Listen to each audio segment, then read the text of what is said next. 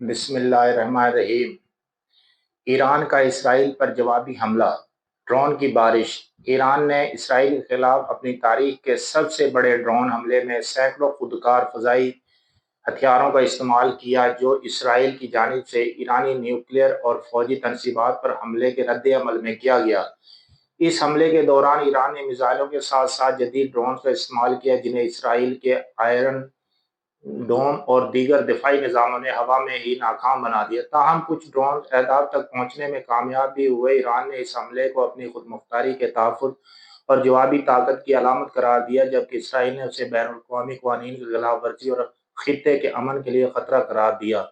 अमरीका ने इस मामले पर बराह रास्त मुदाखलत से गुरेज किया, लेकिन सूरत हाल पर करीबी नज़र रखने का ऐलान किया। हमले के बाद आलमी मंडियों में तेल की कीमतें बढ़ गई, परवाजें मुअत्तल हुई और मशरक़ वस्ता के ममालिक में खौफ हिरास की फिजा पैदा हो गई। कई मुबस्सिरीन ने इस हमले को जदीद हाइब्रिड वारफेयर की एक मिसाल करार दिया, जिसमें बगैर पायलट के फ़ज़ाई हथियारों का इस्तेमाल मुस्तकबिल की जंग की एक झलक है। क्या तीसरी आलमी जंग भड़क उठी है?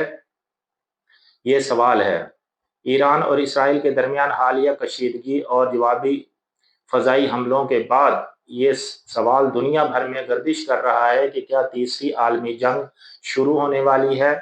इसराइल के ईरान पर शदीद हमले और इसके जवाब में ईरानी ड्रोन्स की भरमार ने आलमी सियासत को हिला कर रख दिया है।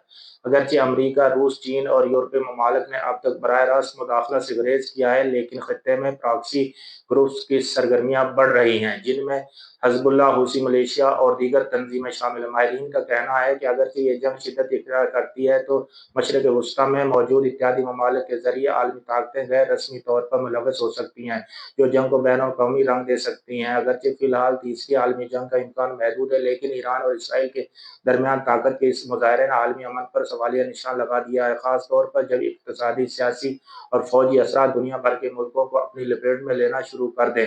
लिहाजा आलमी जंग का खतरा अगरचे फौरी नहीं, मगर बढ़ता हुआ तनाव उसे करीब ला सकता है। तो आज के इस व्लॉग में जो सूरत हाल नज़र आ रही है, वो बहुत ही गंभीर है और बहुत ही तकलीफ देह है और बहुत ही ख़तरनाक है पूरी दुनिया के लिए। पूरी दुनिया को चाहिए कि इसको जंग को रोकें और इन दोनों ममालिक को, इसराइल को और ईरान को समझाएं और इसके अंदर जो है तमाम ममालिक अपना हिस्सा डालें। खुश रहें, मुस्कुराते रहें, यही ज़िंदगी है। पाकिस्तान जिंदाबाद।